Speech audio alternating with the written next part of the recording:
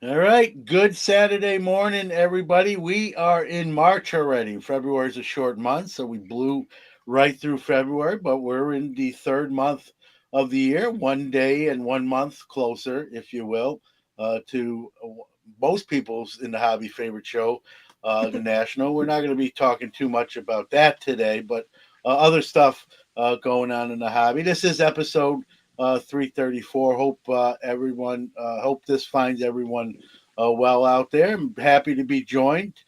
Just going from kind of clockwise to my right on the screen, Mr. John Mangini. Glad to be here. And only below us on screen level, Miss Lauren Rizzo Schaefer. Good morning, Lauren. Good morning. Thank you for having me again. Yeah, we've got a lot of some ground to cover today. I think that we'll kind of get right into the first topic today, which is kind of making some big news, and there's some twists and turns with the story. Uh, I'll set it up, Lauren, and I'll go to you first because you just wrote an article pertaining to this for Sports Illustrated Collects. Let me put up the graphic here. Wemby, before the blood clots diagnosis, was in Brooklyn, New York, my hometown, by the way. And young kid, 5 years old, had a sign up that says, "Hey, swap jerseys with me." And Wemby saw it, came over after the game, I believe, and did exactly that. He gave this young man his game used jersey from the evening and took the little kid's Wemby jersey, and it was a really great moment. Made the rounds on social media. Pretty heartwarming stuff. Cute, obviously. And then we come to find out the jersey makes not the kid Wemby jersey, but the actual game use jersey makes its way to Golden Auctions. It winds up selling for 73K. Really, to me, a bad look, John and Lauren, overall. We'll kind of get into that. And then the latest is the father of this young man here tried to have an injunction to stop the sale of the jersey, which went for 73,000. Kind of too late for that. It's been paid for and it's been shipped to the buyer. The court has ruled against the father that it's pretty much a done deal. He may take further legal action. We'll have to wait and see. Uh, but I'm going to go to Lauren here first. Your kind of thoughts on the just in general. I know, like I said, you wrote this piece for Sports Illustrated Collect.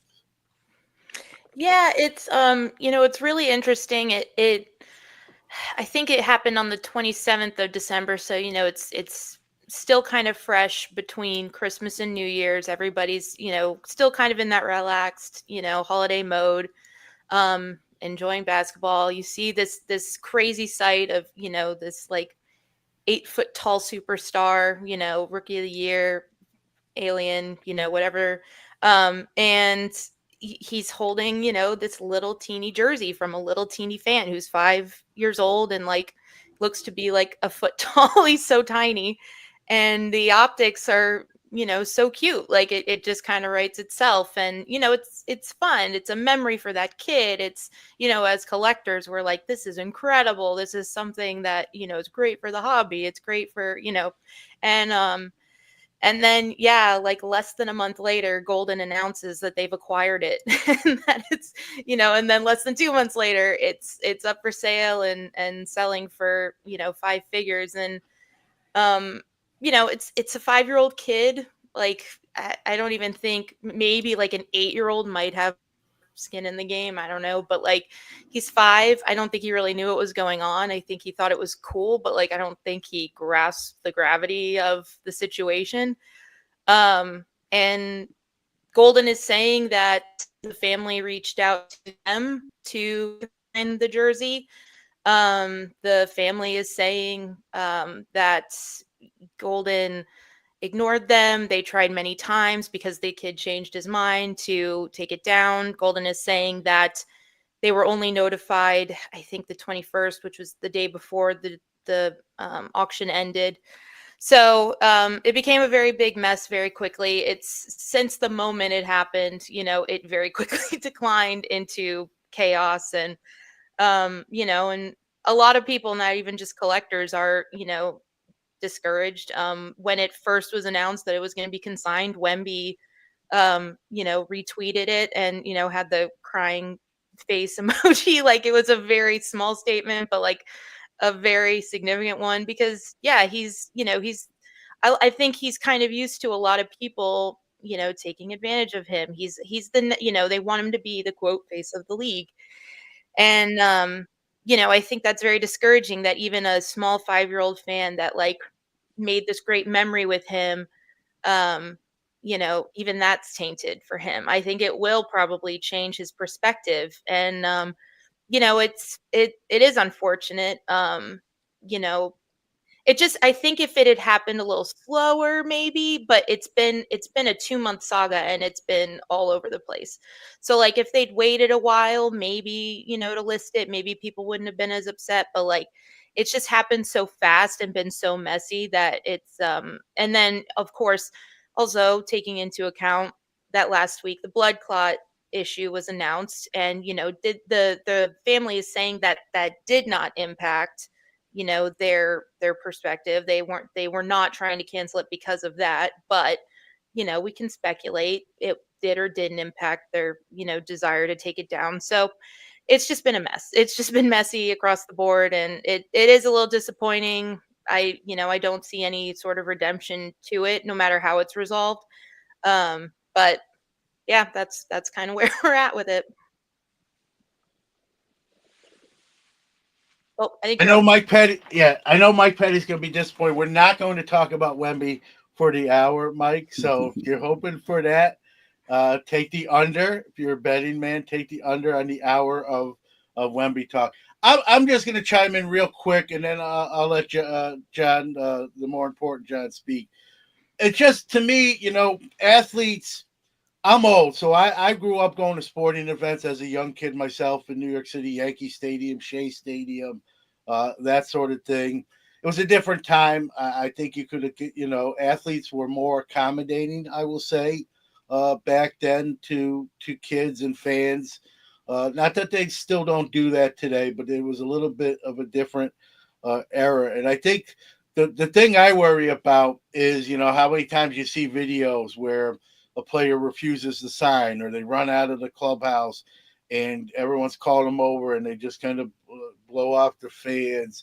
Or you've seen videos where a player will say, sign a couple and say, what are you going to do? Sell them?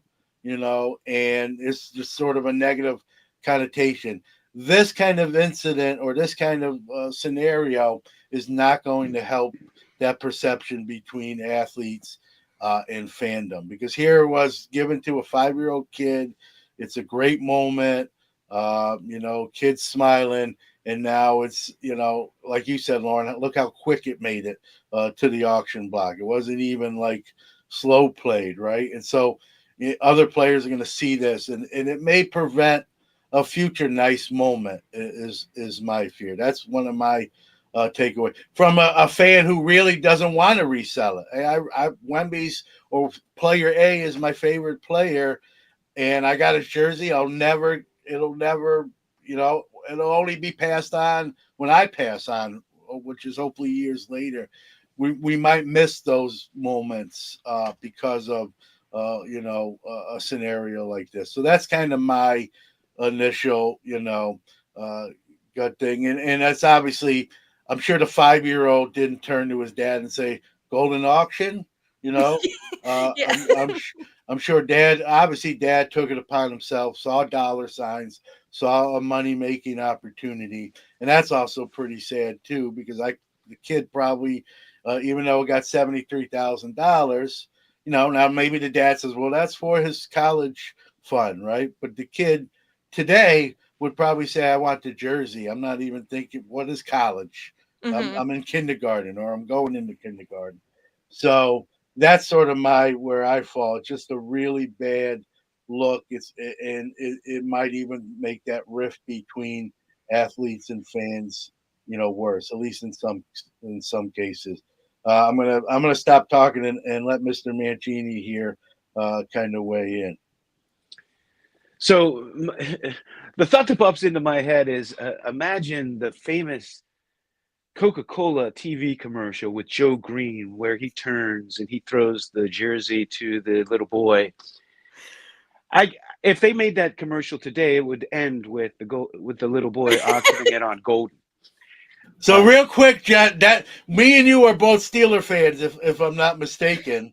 yeah. I'm a New York City kid. That commercial, and Mean Joe is my dude. That's why I'm a Steeler fan, and I took a lot of heat growing up in New York City, being a Steeler fan at a very young age. But that commercial, if I was that kid, I would still have that jersey at age 52 today. Which, by the way, is how old the kid is because we were the same age when that commercial came out. But go ahead. But go ahead. Yeah, I know we all try to keep positive and push the positives in the hobby, but from my perspective, it just keeps the hits just keep coming. Uh, you know, we take something so pure and wonderful and just make it icky. This hobby has become, to a large part, from my perspective of things, a big lottery. It's not so much a hobby anymore. And anytime something good happens to somebody, the next thing you know, it's on auction. And you mentioned that this would create a bigger rift of between the players and the collectors, and I agree 100%. This is a stain on collectors because there were already athletes who wouldn't sign because they know their stuff's going up on eBay or going to auction. Lynn Swan's one of them. It's very hard to find his signature because he always believed other people were going to capitalize. And then when you go to the card shows, part of the reason that these athletes charge a ridiculous amount of money for their autograph is because they know you're going to turn around and sell it. And Hmm. oftentimes they'll charge based on what that's going to go for. For instance, I think Derek Jeter's up to like $1,700 to sign his SP rookie card. There's something outrageous. It's very high. And when they do the inscriptions, they're adding all kind of money because they know that people aren't keeping these. A large majority of them are selling them. They're using them as a business. So I think it affects the whole. It affects the whole hobby. It affects all of us. Yeah, no doubt, and it's a great point you made too, John. Like we've seen the what it costs now to get some of these signatures, and it doesn't matter whether it's at the national, any show, right? Sandy Koufax, and I get it. He's in his late 80s, and it's harder for him to travel, and but his autograph is four figures. You mentioned Jeter, Brady's four figures, and you know but for the people who really are true fans of said athletes, right? There, it's going to be difficult for them to acquire that stuff. It's going to be difficult, maybe to get a jersey or sneakers or cleats Yeah, or it's going to be batting more and gloves more difficult. And I'll because tell you, those athletes are going to be like, I'm going to give this to this kid or this young man or young lady, and then 2 weeks from now, I can get them back by buying them on eBay or at an auction site. So I'm just not even going to do that. And so that's again going back to my fear is, people who are really true fans of that player who have no interest in reselling won't even get the opportunity to have a memorable moment and a memorable keepsake. Go ahead, John. I know you're going to say something. I forgot what I was going to say. So, well, all right. So I promised I wasn't going to do an hour. Any kind of closing thought? I mean, let me ask you, Lauren. Obviously the legal system ruled in Golden's favor. The sale's kind of complete. He can obviously, the father here, who I know his name, I'm not going to mention it, Hmm. can appeal or maybe even go up to a higher level. You think he's going to take his $73,000 and right off into the sunset, or you think there's another chapter to this book? Well, well, first, I do want to just to cover some bases. Darren Yeah, Ravel go was ahead. reporting on this on Collect CLLCT on their website, so I do want to at least cite that he's been, I think, the main point to break a lot of this news.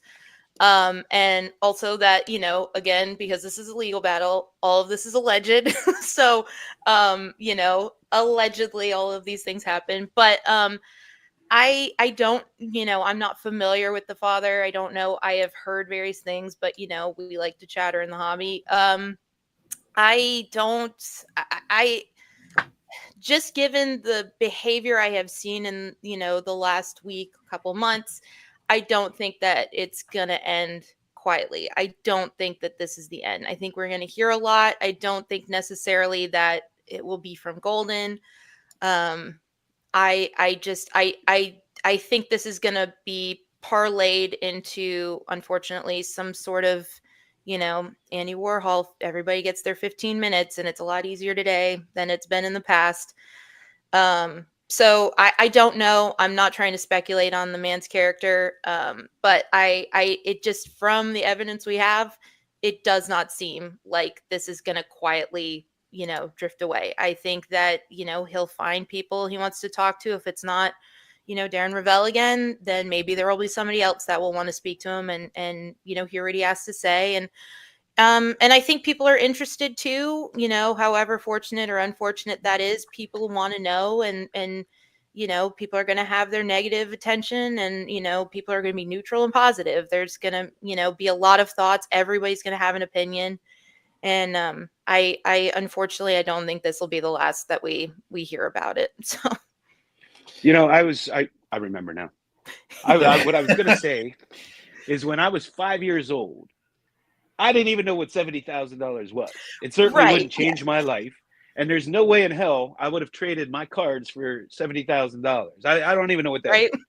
There's no doubt that, just from what we know and just my opinion, the father, you know, wanted to sell that. He saw dollar signs. And just from what I know, I'm on Golden's side. I mean, that thing just didn't accidentally end up at auction. Yeah.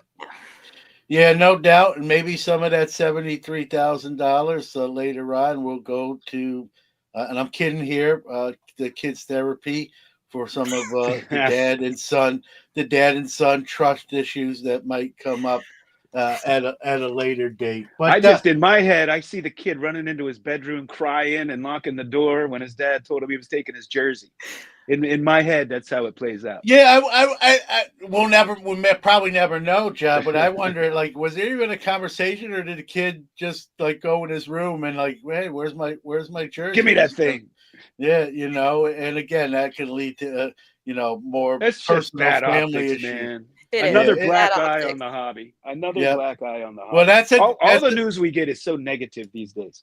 Yeah, and that's a good segue. You know, there's a true professional there. There's a segue into our next topic, John. Right? Hobby hate over positivity. Now, listen. I know this story we just talked about is not a good look. The optics are terrible, in my opinion. It's not a good hobby story. It started out that way, didn't end that way. But for every bad hobby story, right? There's 10 good ones. But we don't hear about the 10 good ones as much as the one bad one to it. I think, if you ask me why that is, I think a lot of that is because we're like that with society, right? You turn the news on, right? You've got 6 news stories about what's so terrible going on: a murder, politics. This guy is the worst president in history. He doesn't know where he is. It's all negative content. And then towards the back end, like, hey, a nice charity auction for a sick. It's kind of you bury in what maybe could be the lead, right? Because that's what ratings. That's what sells. That's people. It's that car wreck mentality, right? You're driving and there's a wreck on the side of the road. Rather than maintain your speed limit, right? How many people slow down and they got to see what's going on, and that sort of thing.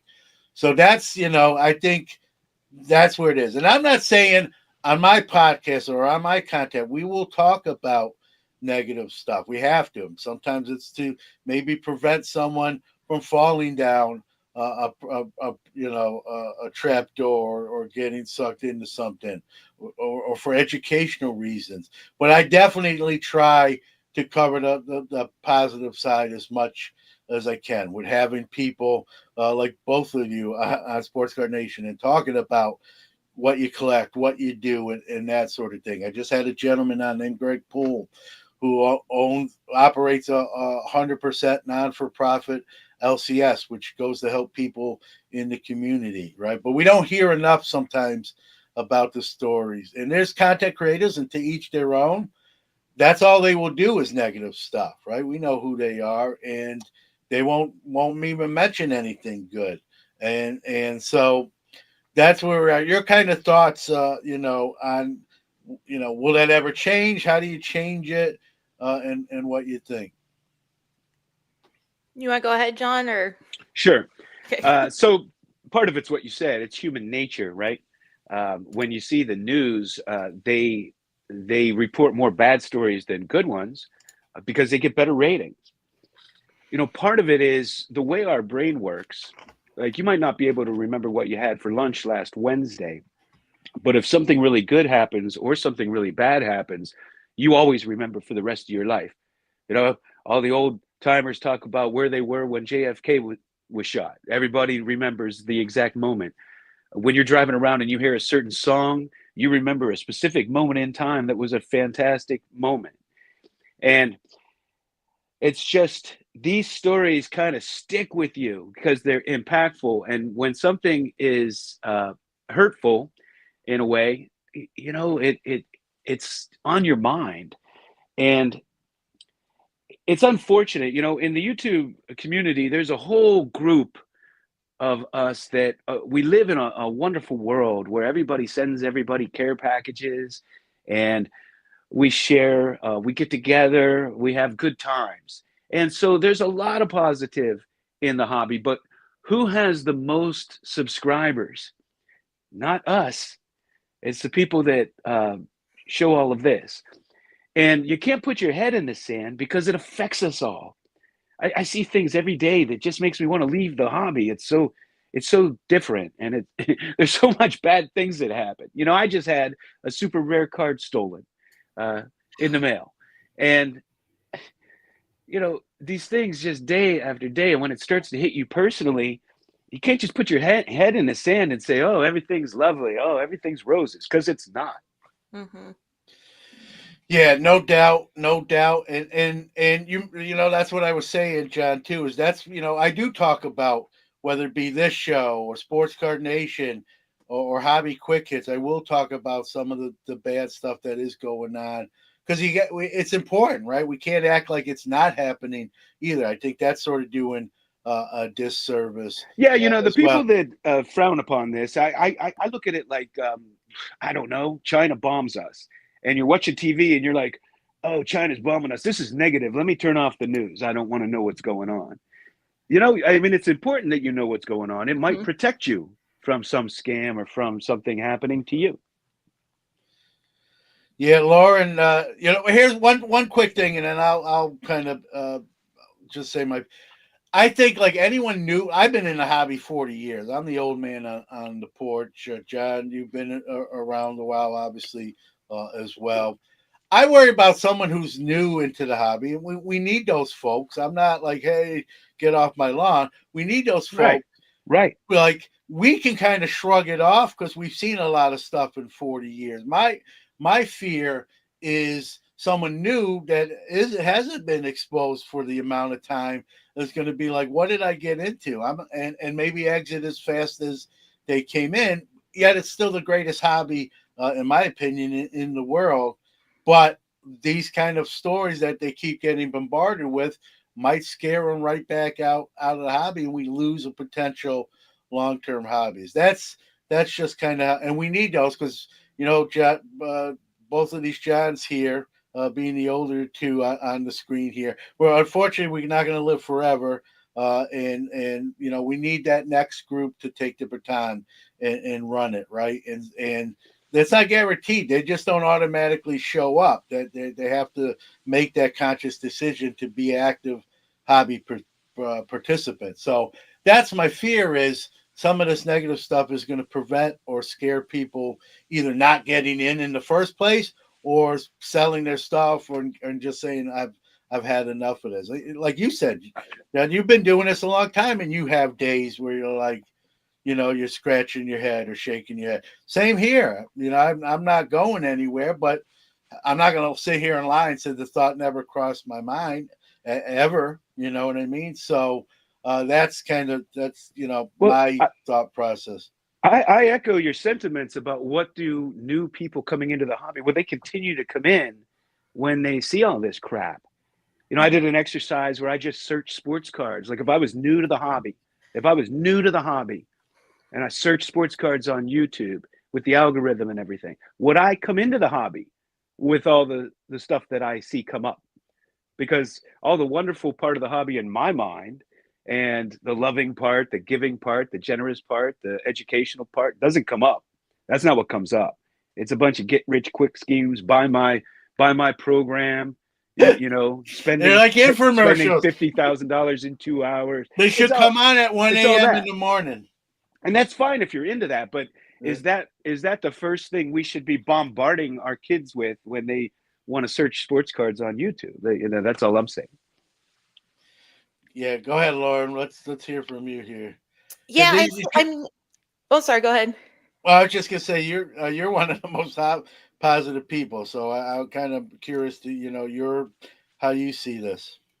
I think. I mean, and thank you. I mean, I do try to be positive. I don't even try. I mean, I love this hobby. I really enjoy the people that I've met and the people that have shaped, my journey, and the people that have, kind of educated me.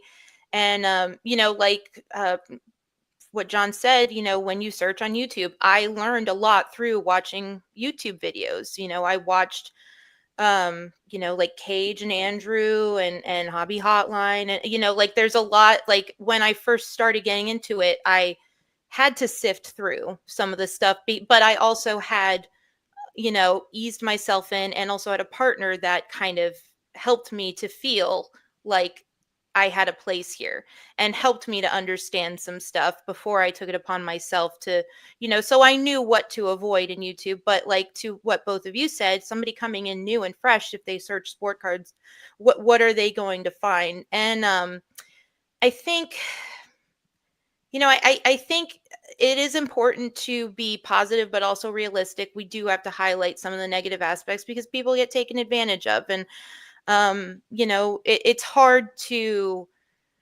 it's hard to find that balance. I don't think anybody has found the perfect balance. I think part of the change could be the approach. Like, here's an example. Last week when I was watching Hobby Hotline, Chris said something that kind of, hit me a little different. He said something to the effect of like, we have so many sports in the US that we even collect WNBA cards. And it just kind of like, it just hit me wrong. And I know he didn't mean anything malicious by it. But it, if I was somebody who was like tuning in, like, oh, a live show, that's really cool.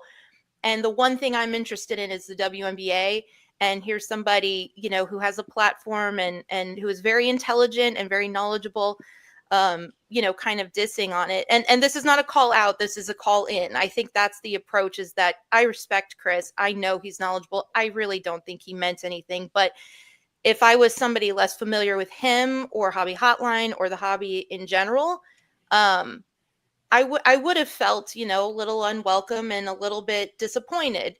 And I think that balance of, he said something, it didn't really feel quite right to me. It might not have felt quite right to somebody else, but me taking the opportunity, do I immediately go on my page and dog on him and start a beef and like, start posting video after video after video? Or do I take the time on my platform? And it has been a week. I've had time to think about whether I, how I really did feel about it. And, we don't want to dredge stuff back up, but sometimes it is nice to take the time and measure your response to something. And, yeah, Yes. I think the approach is important. Again, persistent positivity, it's not good, it's not healthy, but I think the approach to how we attack some of these harder topics is important and will be beneficial in like the longevity of the hobby, at large, and like people's individual journeys. So I just want to say I support Lauren on that because I felt the same way when I heard it. And okay. I knew what he meant. Right, And, right. I'm not going to jump on and do a rant video. And I know it was coming from a good place, but it did hit me funny too. It did hit me wrong. It didn't sound right. Yeah, and listen, Lauren, I agree with you. It definitely, Chris is a good guy. I know. He is. Yeah, and he's very smart, very I think it professional. was poorly. I think it was poorly worded for sure, no doubt. I think too. I'm not telling you what to do. If you like said to Chris, and I've had conversations, not on this particular topic because it just happened, but I probably will. We'll talk about it. But if you said to him, "Hey, that kind of rubbed me the wrong way," or kind of bothered me, he would probably, I almost 99% sure he'd apologize and say, "Hey, I didn't meant no disrespect to you or to the league or to people who collect those cards." Sometimes I'm guilty of this myself, and I'll get some emails or DMs. "Hey, John, when you said this, I didn't agree with you, or the way you said that, like I don't get it." And I'm always respectful in my responses, even on things I might disagree with someone on. Like I one of the things, I even use this as a teacher in school is, opinions are not wrong, but facts can be, right. We're Mhm. all entitled to an opinion. I may not collect, certain things. I don't collect wrestling cards, but I'm respectful to people who do, and that's a big part of the hobby. I think it was probably in here, and it was probably poorly worded, but you said it right. We still have to, Let own let it to that level, right? Whether we meant it that way or not, that's how it's perceived, and that sort of thing. let's be clear. I don't think he meant anything by it. I think what he meant Right. was, when you go to Target, the only cards you could find are WNBA cards. Nobody was buying them. And I think that's his point, is Right. that, we're even buying those now because nobody was buying them before. And I get it. But I'm just saying it did hit my ear the same way it hit Lawrence. Yeah, It's I not don't like I Yeah, was all offended or anything. Yeah, I don't and I don't feel like that's another thing too. I don't feel the need to reach out to Chris and have him like personally apologize to me. It's, Right. but I do think that if I was, I was watching, I wasn't in the chat, but if there are other collectors who are either trying to get into the hobby or are in, and they exclusively collect WNBA and have been for, the last 30 years, to see somebody who is so well regarded in the hobby kind of, and I don't think he meant anything malicious. I think it just like what John said, WNBA has been dogged on and continues to be. It I don't think that people took it seriously, which is unfortunate and unfair, and they were missing out, quite frankly. And Chris also gave his flowers to WNBA collectors. He said, you know, there has been an upswell, and he remembers that there were specific tables that's what they had, and now you can see WNBA in cases across the show floor. And so I don't want to bash Chris and come at him like you're contrarian to the movement or whatever. Like I don't think he was trying to be malicious or anything, but I think that the way that we approach something is important to how the positivity is garnered here. Yeah, I don't hold it against him. I knew I had this opportunity after thinking about it throughout the week, and yeah, he could have said anything. He could have said something like WWE, but we all know the negative connotations with the WNBA, and that's the thing I've noticed is you know people will pick the WNBA because it was a low hanging fruit, and it only now is not because men in the hobby see the value, if we're being quite honest. And so I think that he has done more good than bad for the hobby, and for the WNBA and the hobby, and etc. So yeah, that was just not to get too far off the topic of, positivity, but that's just kind of how I wanted to set an example of, I don't want to lead with negativity when approaching this and, write Chris off and we're going to throw him out of the hobby and we're, whatever. Like, he's going to, hopefully at some point we will be on a show together and we'll be able to have great discussions about cards. But yeah, I think it is important that we're honest with each other and we're frank and we are clear in our motivation, which is to maintain the health of the hobby and everybody's individual experiences and the community as a group. So I don't want to speak. I just want to say I always look at go ahead. people's intent. That's Yes. the most important thing to me. If somebody uses a word that might be offensive to some people, I'm looking at their intent. How did they use that word? What did they intend by it? I always give people the benefit of the doubt, but you can use I don't know. Intent means everything, really, to me. Yeah.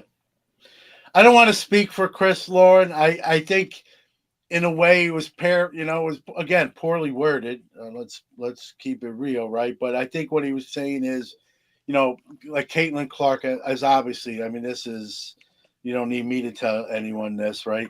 Caitlin Clark has brought a lot more attention to the WNBA, more collectors, more people opening packs, more people buying cards, and that's a positive thing. I think that's kind of where he was going with that, but it could have been definitely presented better. And I'll kind of give him a pass on one hand, but not on another one. Being Chris and knowing kind of the platform you have, even obviously outside of Hobby Hotline, you got to be careful how you word stuff too, because it carries maybe even a little bit more weight. And working for PSA, formerly of Upper Deck, and now a lot of people know who he is. So that's sort of a double-edged sword, if you will. But again, like I don't piggybacking off what John said, I don't think his intent was negative. Absolutely. Again, right. poorly worded.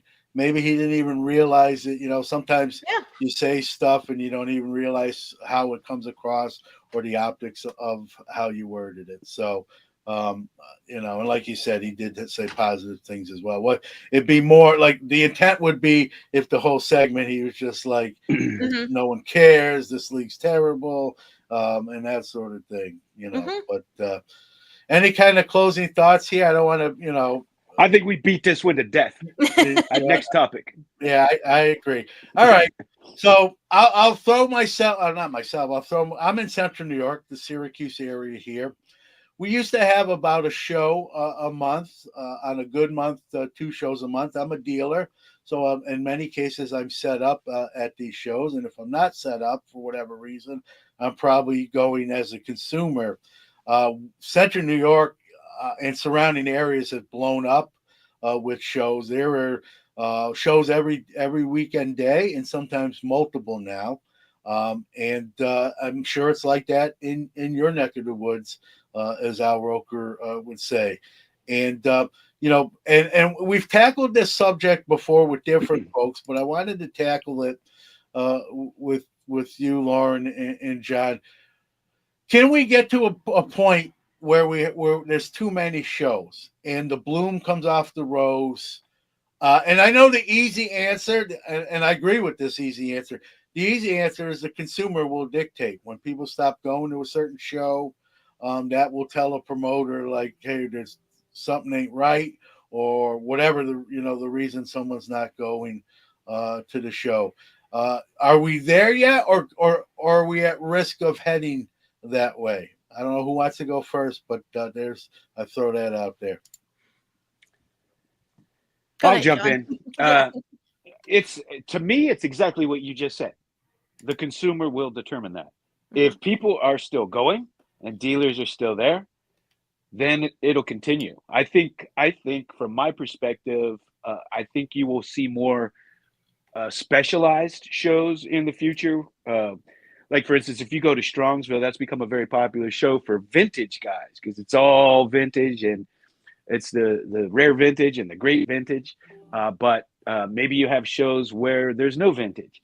I think you'll have more specialty specialization as time goes on. But if people are going, we don't have to see the same dealers at every show. So you're gonna, as a dealer, pick which ones work best for you, where you're making the most money.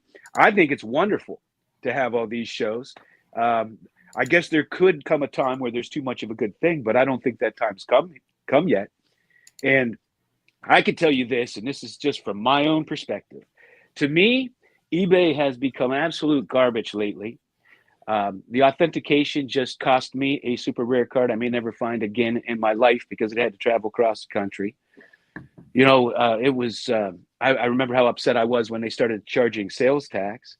Now I just go directly to the dealers, and many of them don't charge you that sales tax. They charge you less money to buy it directly from them. Dean's is one of those. And like for Whatnot, for me personally, I don't like what they stand for. I don't trust the people who sell on there. I won't go on there.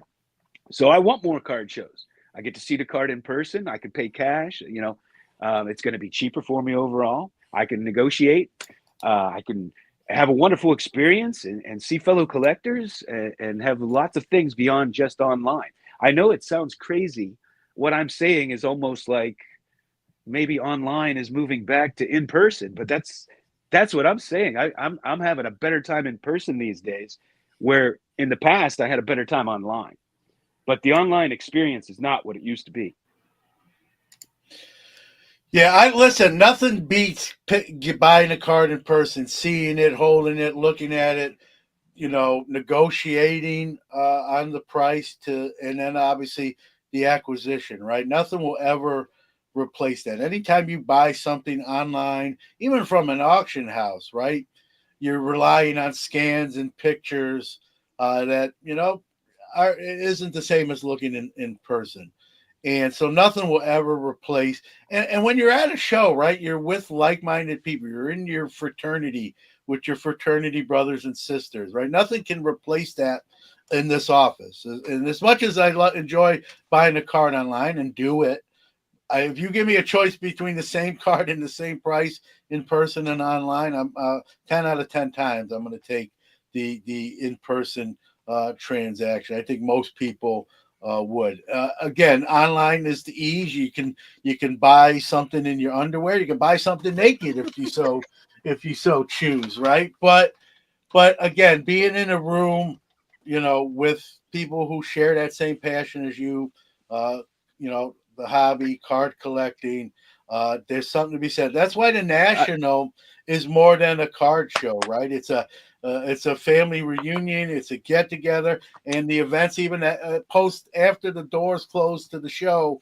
We're going out to dinner. We're going to trade nights. We're going to a baseball game, a sporting event, and that sort of thing, right? Those are all in-person stuff you're not going to ever get online. Go ahead, John. I see the gears turning. Yeah, I just wanted to add something I think is a very important component of why shows are so popular now. And that is there are more flippers, there are more sellers, there are more people who want to trade to get the cards they really want. Now the cards have gotten very expensive. So when you go to the card shows, you can bring cards to trade. You can bring cards to sell. You could sell to the dealer, take that money, go buy something else. You can't do that online.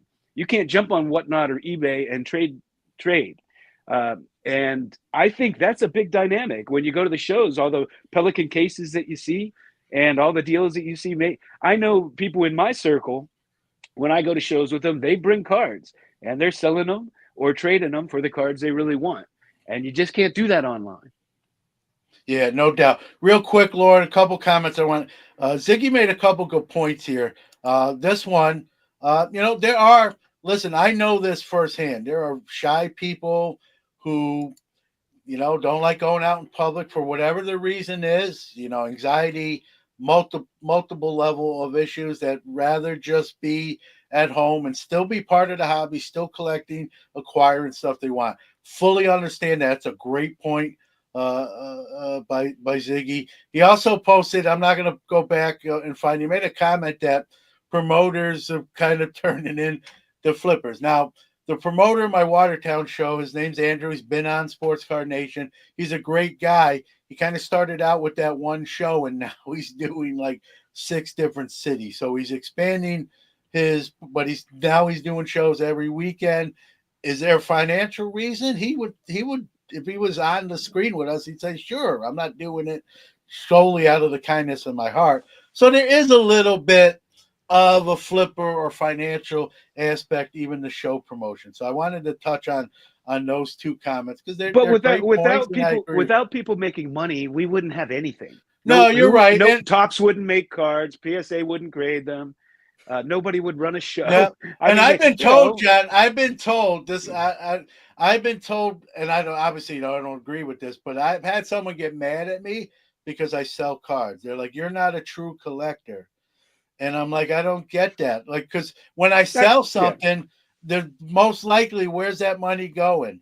Right back in the hobby, and I'm buying something else. Whether I'm buying something that stays behind me as a PC item, or I'm replacing something to fill a hole in the showcase. It's those transactions are like you hit it right on the head, Jen, is what keeps the hobby going. But I've had people tell me like almost like you should feel bad for being a seller. Yeah, I don't get that at all. Yeah, I mean, no, I don't. that doesn't not make you a collector. I don't take it too personal. I have people I tell me all the time, I have people tell me all the time how I should collect. It's like, why do you care what I do? Yeah. Why do you care? I don't care what you do. I could care. Yeah. The last thing on this planet I care about is what you're doing with your cards. Like, unless I'm getting them, unless I'm getting right. trimmed ones or something. Unless it involves I mean, if it me, doesn't affect me, why do I care? If you want to spend $50,000 a year and grade all your common cards with PSA, that's on you. Right. Yeah. I mean, I might think it's absolutely stupid, but who cares? Who cares what I think? It's Dylan weighing in. Like, he's in Hawaii, so he says, "Just move to an island. You won't ever complain about too many shows." So yeah, Dylan is exempt from this topic. He doesn't. Yeah, he voices his frustration because they don't have shows there, and he has to travel a long distance to get one. So he would love to have all these shows. Yeah, yeah. Lauren, what say you? I mean, I agree with you both that the community will decide. They'll determine. The consumer will decide. Dr. Beckett made a point last week, or not last week, but when I was on the show with him. This is not a nonprofit. Panini's not a nonprofit. Tops is, it's right. We have to, it might not feel good. It might feel kind of icky, but like we have to be realistic about the fact that money does make the hobby go round, for better or for worse. And just be ethical about it. That's exactly. All. Make your money ethically. Yeah, and if you're and I think the hobby is very good about seeing through the smoke screen. If you're doing 30 shows and and the point is to make money and not to have good vendors and to really like nurture the community, then they're gonna see through that. The quality of the show will not be there. They'll know. I don't, it's hard to say, like, is there such thing as too many shows? I don't think so, because it's a big world, we have a big country, there's different demographics just within our country alone. The things I see in Dallas are very different from the things I see in Nashville, are very different from the things I see in Burbank. It's just like John said, there are some shows that are pretty explicitly known for vintage, that's a gold mine for you. So I think, as long as the intention is there, I don't think, we will determine, which card shows are, there for, a purpose that actually benefits collectors versus somebody's pockets being lined. We just need more ethical people in the hobby, and the people who are ethical, I mean, they do good business. You could trust them. I seek those dealers out. I'm not mad at them because they're making money. That's what they're there for. Where would I buy cards without dealers?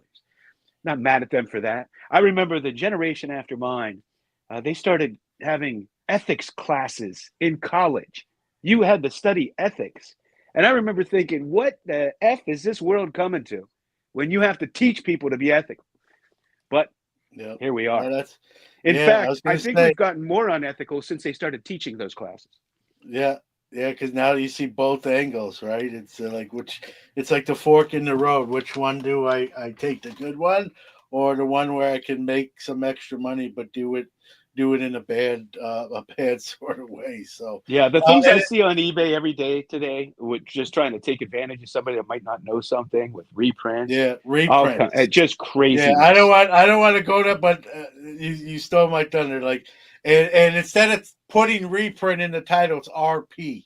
So if you Yeah. don't know what They RP, don't always even put that, my man. yeah, no, you're right. No, you're right. And if you're a mom or dad who's not in the hobby, that's buying a present for someone, whether it be your kid or someone else, and you see what looks like a genuine card and it's not, and you get roped in, I agree with you, John. eBay needs to do a better job at like Oh, fishing that stuff it's out. gone. I've been using them for decades. It's gone to Yeah, crap, man. I yeah, all these new changes, I absolutely hate them. yeah. Well, and No, another Everything. benefit too of, the in-person shows is that if there is an issue, it can usually be resolved pretty quickly then and there. We had at one of the Dallas card shows, it was a card, it came to our table. My husband saw it. He was not sure about it. It was a card he would love to have, but he just was unsure. His gut was telling him something wasn't right. And he said, if I'm wrong, I'm wrong, but I don't want to, take the risk. And one of his associates purchased it, and it turned out it was not authentic. It was it was a Jordan, I think. Something about it wasn't right, but you know he was able to resolve it then and there. His associate was able to go to the person he bought it from, get his money back, resolve it. It didn't have to be duked out online. It didn't have to be duked out with the third party eBay coming between them. Sometimes that's beneficial, but for them to go face to face and articulate to each other what was incorrect and what to do to resolve it, that's something that sometimes is best done in person and Now, with your peers. the one thing that needs tackled, and I don't know how you tackle it, but the negative part of in-person shows is all the crime that's happening now, and people following you to your car afterwards, and that that that adds danger that yep. online does not. You order your card, I mean, it gets stolen in the mail, but you're not personally put at harm because somebody's following you to your car, Yeah. uh, Well, or look what following we've you home. seen. Even they Look, could follow you home. every day there's a card store being burglarized or a truck going through the front of it. Yep. Bullpen, LA, and some of the stuff's not even happened during closed hours, right? Someone came into the bullpen and zip tied the store employee and put him in the back and robbed the place, right? And my fear, and I God forbid, is someone gets killed over cardboard or chrome, right? Yeah. And It's all about the money now. uh, It's almost gotten too big. It's beyond a hobby at this point. and It's even on way more you than a hobby. and you mentioned about theft. We hear about that at shows, every show almost, right? Even with Yeah. my small local shows, John and Lauren, the promoters have put cameras in. So this isn't just Hmm. a big national show, regional shows.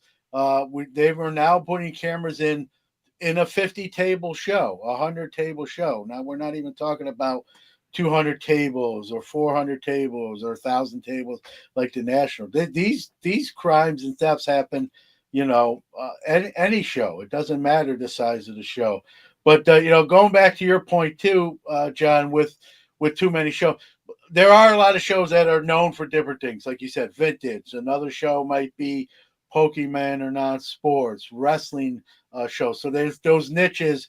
So that's always a good thing. So for me, like a wrestling show, you probably won't see me there, right? But people who love wrestling will be there. Pokemon, you're not going to see me.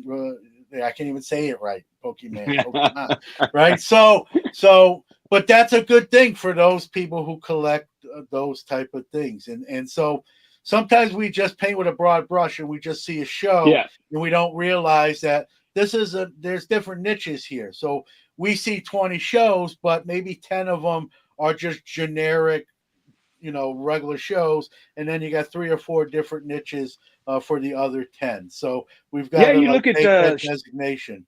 Strongsville is a perfect example Yep. for vintage guys. I mean, that's like a must-go-to show, and it's turning into a mini national just for vintage. If you don't Yep. want to deal with all the break-in that goes on and the theatrics and circus atmosphere of the national sometimes, and that's all you collect, that's a great show to go to. Might be a better alternative. Just as an example. Yeah, Bobby. Comment from Bobby Burrell. So correct. Card industry too big for britches. Maybe more influencers should talk about safety and collecting.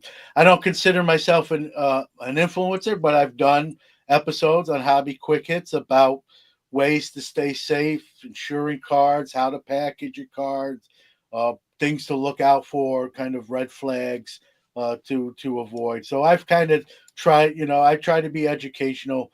I don't know everything, right? I'm learning every day, like we all are. But I try, there is 40 years of experience that I try to share and with people who listen, and I'm blessed that people will reach out and DM me or email me or even text me. My number is like out in public. And like ask me stuff or send me, hey, I'm thinking about buying this. It looks kind of off. What do you think? And it's hard to tell with a picture. I always say I get that all the time. Yeah. All the time. But Yep. I try to be helpful and as Me too. informative. And I answer them all. Yep. And so it's a great point by Bobby that we do have, I know, but Charles Barkley used to say, I'm not a role model, right? But we should share our experiences and our knowledge and try to be as helpful as we can. Maybe if you prevent someone from getting taken or ripped off, and they stay in the hobby, right? If you didn't help them, they get ripped off and they have a bad experience, and they're like, you know what, I'm done. I'm out of here. I can't. I just lost $400. I'm that's enough for me. So I always try to be, and I think, and again, I'm not even patting I think most of us are like that. That's the way it really should be. Yeah, back to Charles Barkley's comments for those athletes and many people in life. It doesn't matter if you want to be a role model. You are by default. I mean, if you're on TV, you could be a role model. If you're an athlete, you're a role model to people. Yeah, whether you like it or not, Right. You don't really get to pick. You can't just say, hey, I'm a role model. I mean, it happens organically. Yeah. No doubt. All right, this will be the last thing. We're not going to spend a ton of time on it. Just get some thoughts and get the word out there. New product Tops / Fanatics is doing in alignment with the opening day in Japan. Here we see the Tokyo series. It's by it's good. Many of the cards designed by famous Japanese artist Terakami Murakami. I might have screwed that name up. I apologize to him. Murakami, I'll just say his last name because I know that for sure, is basically probably Japan's most famous artist. He's considered the Andy. Well, Lauren mentioned Andy Warhol earlier in the show. Murakami's considered the Andy Warhol of Japan. A lot of floral designs, flat art. He's again, I'm not trying to come across as an art expert, but I do know certain things about him. This is a product that will be distributed just into Japan for the series. But as we all know, we're going to see this here in the United States. It's going to be shipped back. I'm usually critical of like too many products and just excuses to make something new. I kind of like this. I think, listen, the Asian influence in Major League Baseball is palpable. It's important. Ohtani is arguably the face of Major League Baseball, one of them. He's Japanese. And many others have now made great careers and signed big contracts and are great players here in the United States. So I like this product. It's different. It's obviously, I don't know if I'll open any or will acquire any, but I'm not saying I won't or will. It might, depends on the situation. But I like this. Generally, I'll be critical and say, oh, just a reason to print more stuff. But I think with the season opening there, with teams that have a lot of Japanese players on them, this makes sense to me. what say you, Lauren and John? Go ahead, Lauren. Yeah, I think it's really a cohesive product. I think it makes sense. They're using a famous artist and his very specific style. They're in Tokyo. I think it makes sense. There are some products where we're like, okay, you're pushing it a little, but like this makes sense. And it being, exclusive, I think it's really smart. Suze, she wrote an article about it and went into great detail about it. It's a really good read. Collectibles on a site, definitely check it out. I think it's a really cool I'm not a big baseball person, but like these are beautiful to me. I think they're really, fun. I think they play into what, Murakami's style is. I think they're really neat. And so I like them. I'll give them a thumbs up. Yeah, I think it's wonderful. I think it's a cool product. I love that baseball and baseball cards are going so international. Baseball is so popular in the Latin countries. Now it's popular in Japan, and not just Japanese baseball, but American baseball is getting more and more Mhm. popular in Korea too, and around the globe. And I think it's a wonderful thing. I collect Japanese cards. Uh, Yep. During COVID, when all the prices were shooting up, I found it fun to collect them, and I got a book and I started learning about the players, and I would read up on them all, and I have a pretty good size Japanese card collection now. And the only thing I don't like about all this is that, with Topps putting Sadaharu in cards and all this, is more and more people are going to want Japanese cards. So I'm probably going to have to pay more for them now. That's Gotta the only share the wealth. downside. So I'm glad I got a lot of them before, because some of like the 1959 Sadaharu rookie cards, they could go for a lot of money because they're rare, in addition to being his rookie card, just as one example. Mike Petty wants Japanese kabumis. You might don't hold your breath. Don't hold your breath, Petty. You get in trouble there. I like this before the record too. These will retail at least, suggested retail price 120 a box. What their markup is once they hit here in the mainland in the States, that I can't promise you. But that's what the retail SRP will be, is 120 a box, which, let's be real, that's in today's day and age, that's not terrible. I actually kind of want to open some if when it gets here it's affordable.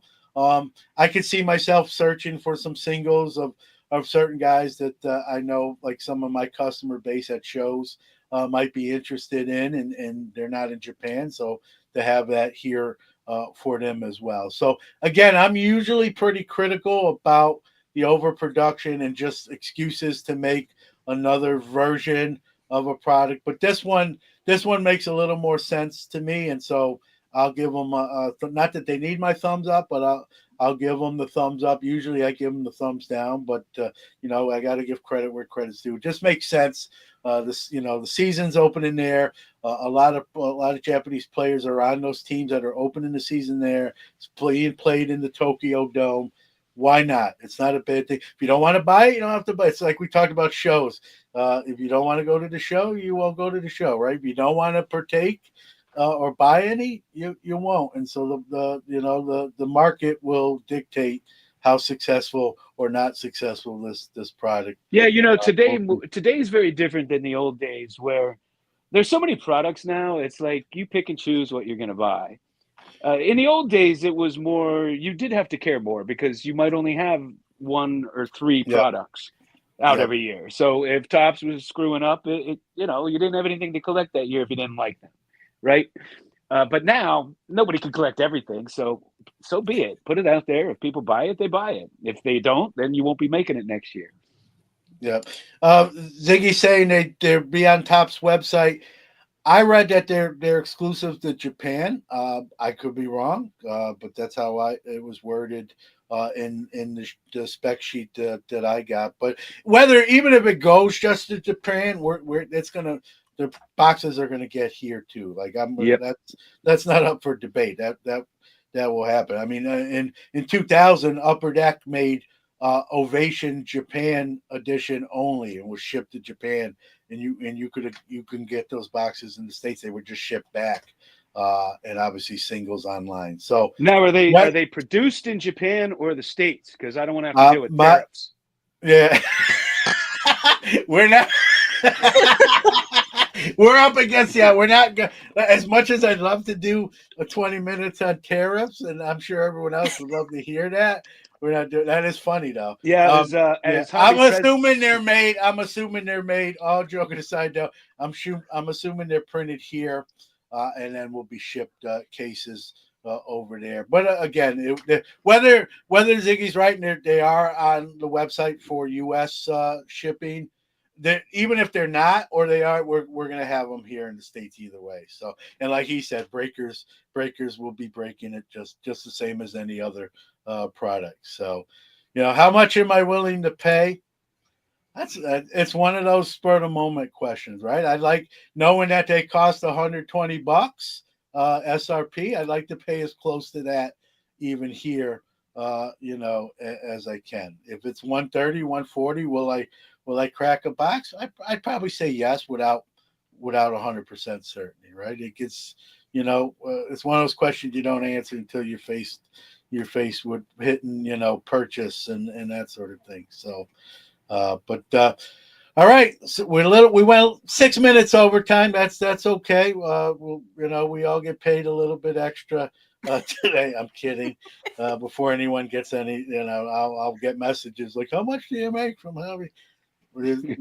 So talk about. Wait, Lauren, are you getting paid? I'm not getting paid. I'm sorry, I can't disclose that. I need to renegotiate. Like, listen, neither am I. This show's not sponsored, unlike some of my other shows. I know I get grilled on that. So, hey, John, I don't know if you. I just wanted to say before we leave, I don't know if you saw. As Hobby president, I had a meeting at the White House yesterday. I don't know if you saw, but it didn't go well. It didn't go well.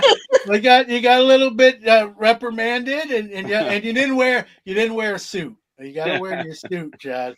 That's the first thing. Like you don't, what you say doesn't mean nothing because you didn't wear a suit. But we live in some crazy times. We're old enough, John. Lauren's younger than us, where that stuff would happen behind closed doors, never out. Like for the world. It's a Jerry Springer world now. I just live in it. Yeah. So. John, you didn't thank us for being here. I mean, be more thankful for our time. What is this? You haven't thanked us once. Well, listen, man, Genie's the president. He should be thanking me in. That's what I was. That's what I thank all of you. I thank everybody who watches. I thank everybody who subscribes to my channel. I thank everybody who participates in the hobby. I thank everybody who sells me cards. Much better. Thank you. Yep. Thank you. And all joking aside, thank you, Lauren. Thank you, John. It was a great show. I had a blast. Chat room, thank you as well. Very active. Even if you're not in the chat room and you don't watch this show live and you're downloading the show from your favorite podcast platform after the fact, we appreciate your time as well. So thanks, everybody. Have a great weekend and go to one of the many card shows that are out there this weekend. I bought too many cards, so I have to go take my wife shopping. I'll see you guys. That sounds fair. All right. Take care, everybody.